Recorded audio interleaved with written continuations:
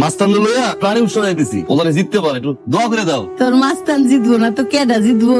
অনেক দোয়া দিলাম। এবারে প্রাণী উৎসবের বিজয়ী মোহাম্মদ মাসুমের গরু মাস্তান মাস্তান মাস্তান।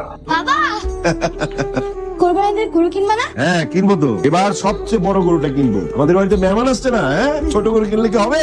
বললে হবে, কিনতেও তো হবে। এদিকে আয়, শুনেন, আমাদের গ্রামে একটা প্রাণী মেলা হইলো না, ওইখানে কাগো একটা গরু জানি প্রথম হয়েছে। এবার কোরবানিতে কিন্তু সেই গরুটাই আমাকে লাগবো। মাসুদের বাড়ির গরু? হ, মাসুদের বাড়ি গরু। দেখেন না বিক্রি করবো নাকি। ভাইজান, টাকা পয়সা নিয়ে তুমি কোনো চিন্তা করো না, যত টাকাই লাগুক কোরবানি দাম ওই গরুটাই লাগবে। কিন্তু মাসুদের বাপের সাথে তো কথা বলতে হবে, গরুটা বিক্রি করবে কিনা কেটে যায়। ভাইজান তুমি তাহলে আর দেরি করো না, কালকেই যাও গিয়া গরুটা ফাইনাল করে ফেলো। বাবা আমার খবর দিছিল, কি সংবাদ? আসলে চাচা আপনি তো জানেন যে আমার ছোট ভাই বিয়ে করছে, তো এইবারে কোরবানিটাও আমাদের জন্য একটা স্পেশাল ব্যাপার। প্রতি বছরই তো কোরবানি দেই, তো সেই গরুটা আমরা কোরবানির জন্য নিতে চাই। টাকা পয়সা নিয়ে ভাববেন না, 10-20 হাজার টাকা যদি বেশি লাগে আমরা দিব, অসুবিধা নেই। বাবাজি এই গরুটা আমার পুরার খুব আদরের সন্তানের মতো। আচ্ছা তুমি যখন কইতেছো ঠিক আছে, আমি গরুটা দিমু। আব্বা কি করো? মাস্তান একটু আদর করতেছিলাম। মাস্তান আদর করবা তুমি?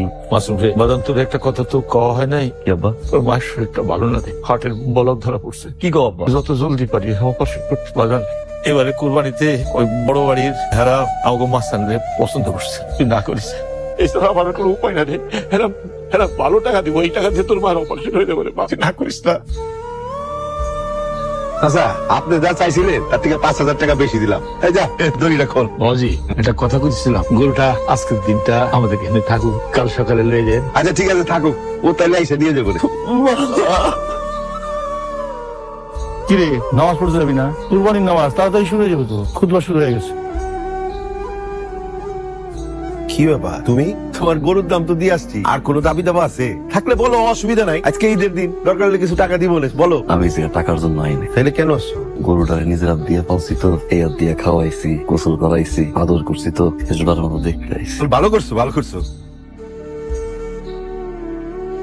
মাস্টার এরা তোরে ঠিকঠাক মতো আদর করছে, কথা কবি না? আমি তো ভালো নাই রে, তোরে ছাড়া আমি কেমনে ভালো পাই, বুকটা খালি হয়ে গেছে।